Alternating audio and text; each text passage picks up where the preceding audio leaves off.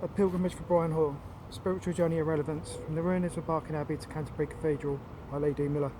It's me. Right, we just come up from the River Thames, met my mum in Dartford, and got some hiking boots, and I found a camping spot near Ellsford Viaduct. Right, and I'm all bedded down. Right, so the sun had now gone down and the stars were beginning to shine in the clear night sky.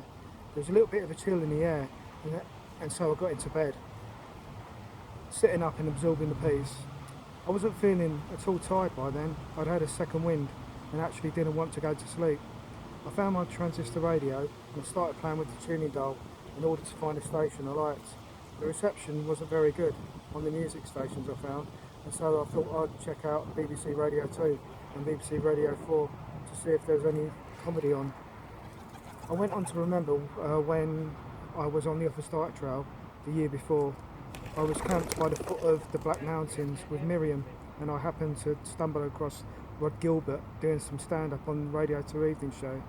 I'd caught him at the beginning of a rant about going into the supermarket to buy a jacket potato for his dinner, but discovering that he could only buy them in packs of 2, encapsulated in cellophane and on a tray. I started to recall some of his gags during the routine and how he had confronted the manager to ask him why he couldn't buy just one potato. He asked the manager, and the manager said, because they just come that way. And Rod Gilbert said in reply, no they don't, you did that. Potatoes come in ones. It's 1 potato, 2 potato, 3 potato, 4, not 2 potato, 4 potato, 6 potato, 8. And then he continued, what'll happen if I split them? And the manager replied, you'll be arrested. And Rod Gilbert then said, and charged with what? Separating potatoes. I couldn't remember all of his rant, but because if you've ever seen or heard Rod Gilbert live, you know that you hardly have a chance to recover from his first line of historical recounts before he's on to the next. He's a Welshman and he's amazing. Is that possible?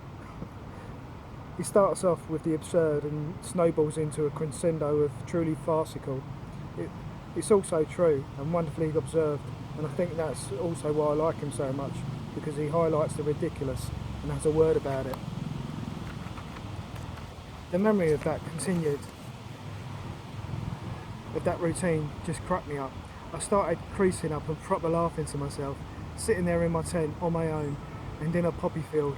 Like I said, I couldn't remember everything he said, but the bits that I did set the tone for my hysterical mood, and it was more of the memory of it being funny that made it so funny. I then remembered another bit where Rod described how the manager said, you don't understand, sir, the tray protects the potatoes. Rod replied, what do you mean it protects the potatoes? It protects them from what? Are people out there who actually want to harm potatoes? Well, you can only imagine where his rant went from there, and I was in bits at the thought. I composed myself and then found the BBC stations, but there was nothing on that appealed to me, and so I continued with my search. I was intrigued to find a couple of American stations and also a couple of Christian ones, but the sum of the stations only amounted to 3 because one of the stations was Christian and American. I tried each of them out for a few minutes. They were all close to one another on the dial, and then opted to listen to the English Christian one, seeing that I was on a pilgrimage, and that was, in fact, in England. Now, I don't know what it was, and I think that it may have very well been because I was still recovering from the Rod Gilbert memories, but I happened upon a Christian agony uncle phone-in, whereby a priest was there to take people's calls on their relationship issues and then offer some advice.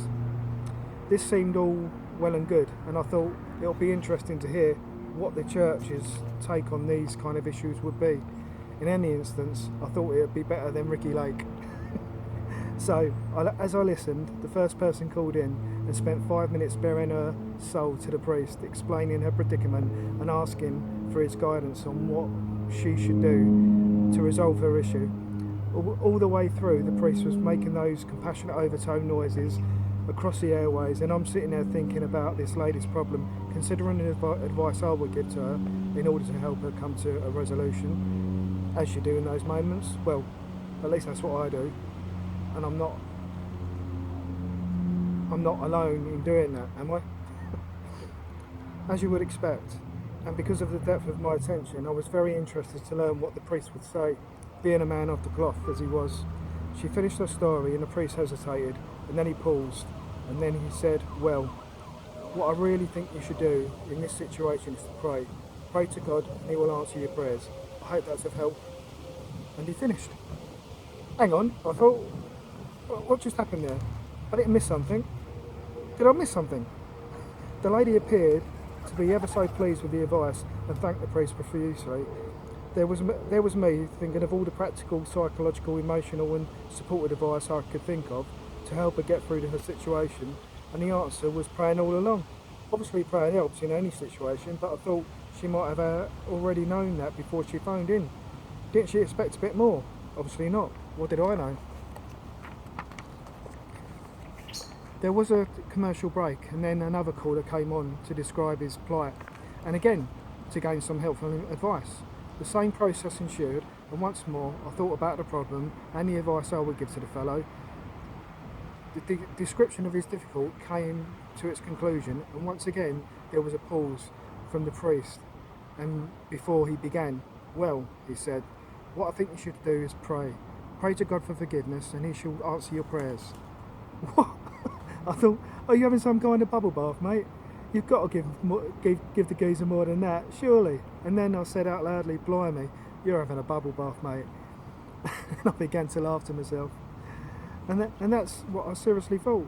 The fellow described this really deep problem that he'd had with the relationship with his father and wanted to know what he could do to best resolve it. The advice he received wasn't going to talk to his father about the problem or even write a letter to communicate how he felt and to say sorry for anything he had done. It was just and quite simply to pray. Once again, the fellow was extremely grateful for the advice and, to all intents and purposes, sounded as pleased as punch. Was I missing something here? There was another commercial break, and another bloke then came on with his problem and asked the priest for guidance and advice. To be honest, I didn't even bother considering the problem this time. I was just all ears to find out what the advice would be. The bloke came to the end of his explanation, and we awaited the words of the priest. "Well," he said. And you know what I was thinking in that moment? Of imminent revelation, don't you? You're going to tell him to pray, aren't you? Go on, go on, go on, tell him to pray. Tell him praying's the answer. Go on, tell him.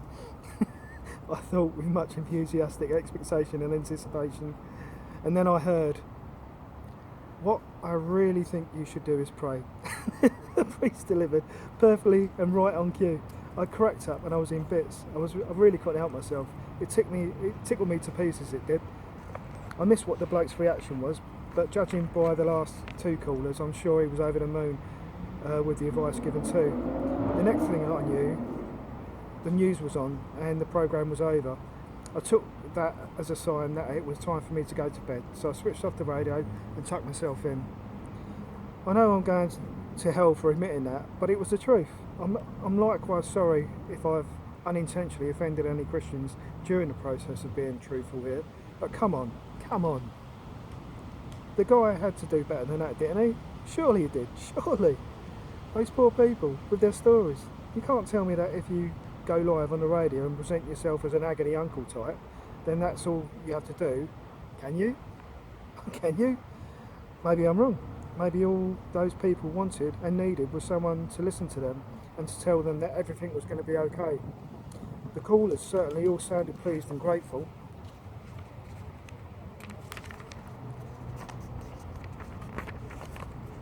For the advice that they had received.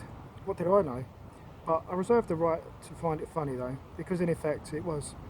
There was no way of getting away from it, not for me anyway, and certainly not after a Welshman called Rod Gilbert had just played a stand-up comedy gig live in my head. I tried to get some shut-eye, but I found that I just couldn't stop giggling to myself. So I put the radio back on and managed to tune into a music station that was audible. I'd been laying there for about 45 minutes when I heard footsteps outside. I quickly unzipped the tent and poked my head out to see who it might be, and right before me was a man standing with a double-barrelled shotgun. Fucking hell, I thought. Sorry. Oh, it's a tent, he exclaimed. I wonder what the bloody hell that was, he said in a calm and surprised voice. Sorry sir, I'm only here for the night. I'm right into Canterbury. I said politely. Oh, that's okay. I heard the music and wondered what it was. That's all, he said. Is this your land? Is it okay for me to stay here? I immediately questioned. No, it's not my land. I'm just out shooting rabbits and foxes for the farmer. He should be out later too. He said he would be. But you're fine where you are. I'm sure he won't have a problem. Hang on, I'll text him and see. He informed me, then took out his mobile phone and began to send a text. Thank you, I said. I thought I was well out of the way here. I didn't expect to see anyone. He sent a text and replied, well, it's only because I'm out shooting tonight. It's lucky I saw you, but you're in a good spot. Whatever you do in the future, don't camp in dips or in places that are not obvious to the eye. You'll end up getting shot. Mate, I was aware of that. I'm always pretty careful, but thanks again for letting me know. It's a good reminder, I said, quite relieved. We went on to have a chat, and he told me a bit about Kent and the local area, and I told him about some of the experience I had camping wild along the Office Dyke Trail. The conversation ended by him saying he had to be off, and he checked his phone for a reply from the farmer who owned the land. Nah, he's not replied. He's probably asleep and not coming out tonight then. You'll be okay here. I'll make sure I don't shoot this way, he said with an air of seriousness in his voice. Oh, thanks, I said, with an air of thank fuck for that in mine. We bidded our farewells and wished each other a good night, by which time I was ready to sleep. I turned off my radio, settled back into my bed and smiled to myself. What an evening, I thought, and then I got some Zeds. That was the end of day 2. Thanks, Brian. God bless. Lots of love.